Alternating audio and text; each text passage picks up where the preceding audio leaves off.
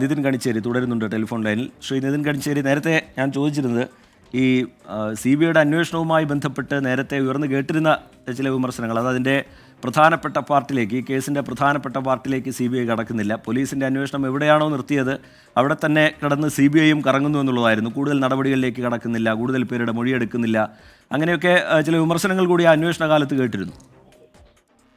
തീർച്ചയായും ഈ കേസിന്റെ തുടക്കം മുതൽ തന്നെ ഇത്തരത്തിലുള്ള പലതരത്തിലുള്ള ആരോപണങ്ങളും വിമർശനങ്ങളും എല്ലാം ഉയർന്നു വന്നിരുന്നതാണ്.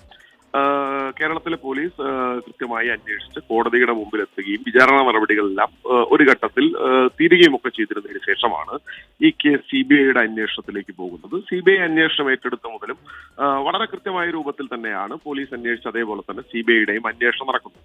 അപ്പൊ അന്വേഷണം നടക്കുന്ന ഘട്ടത്തിൽ ഞാൻ പറഞ്ഞില്ല, ഇതിന് രാഷ്ട്രീയമായി ഈ മരിച്ചുപോയ 2 പെൺകുട്ടികൾക്ക്, 2 പിഞ്ചുമക്കൾക്ക് നീതി കിട്ടുക എന്നുള്ളതും സമൂഹത്തിനകത്ത് ഇനി ഒരിക്കലും ഇത്തരത്തിൽ ഒരു കാര്യം, നീചമായ ഒരു സംഭവം ആവർത്തിക്കാതിരിക്കാൻ പാടില്ല എന്നുള്ള നിലയിലുമാണ് എല്ലാ ആളുകളും ഇതിനെ കണ്ടിരുന്നതെങ്കിൽ, ഇതിന്റെ രാഷ്ട്രീയ താല്പര്യത്തോടുകൂടി രാഷ്ട്രീയവൽക്കരിച്ചുകൊണ്ട് സർക്കാരിനെതിരായി, അന്വേഷണ ഉദ്യോഗസ്ഥർക്കെതിരായി, അന്വേഷണം നടത്തിയ ആളുകൾക്കെതിരായിട്ടുമൊക്കെ വഴിതിരിച്ചുവിടുന്നതിന് വേണ്ടിയുള്ള ചില സമര നാടകങ്ങൾ ഈ പ്രദേശത്തിനകത്ത് നടന്നിരുന്നു.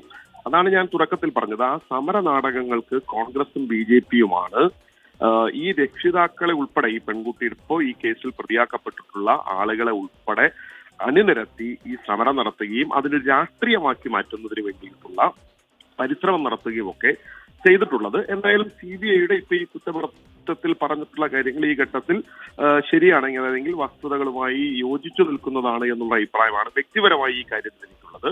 കാരണം ഈ സംഭവം നടക്കുമ്പോൾ ഞാൻ ഈ പ്രദേശത്തിനകത്ത്, വാളയാർ ഉൾപ്പെടുന്ന പ്രദേശത്തിനകത്ത് ജില്ലാ പഞ്ചായത്ത് അംഗമായി പ്രവർത്തിക്കുകയും ഈ പെൺകുട്ടിയുടെ മരണമുണ്ടായ എല്ലാ ഘട്ടത്തിലുമൊക്കെ ആ പ്രദേശത്തെത്തുകയും ആ കുടുംബാംഗങ്ങളെ കാണുകയും ഒക്കെ ചെയ്തിട്ടുള്ള ഒരാളാണ്. വിവിധ ഘട്ടങ്ങളിലായി ഈ കേസിന്റെ അല്ലെങ്കിൽ ഇതിന്റെ നാൾവഴികൾ വളരെ കൃത്യമായിട്ട് അറിയുന്ന ഒരാളാണ്. തീർച്ചയായും ഇപ്പോൾ CBI എത്തിയിട്ടുള്ളത് ഒരു വസ്തുതാപരമായ നിരീക്ഷണത്തിലേക്കാണ് ഈ കുറ്റപത്രം എന്നുള്ളത് തന്നെയാണ് വ്യക്തിപരമായി ഈ ഘട്ടത്തിൽ ഞാൻ മനസ്സിലാക്കുന്നത്.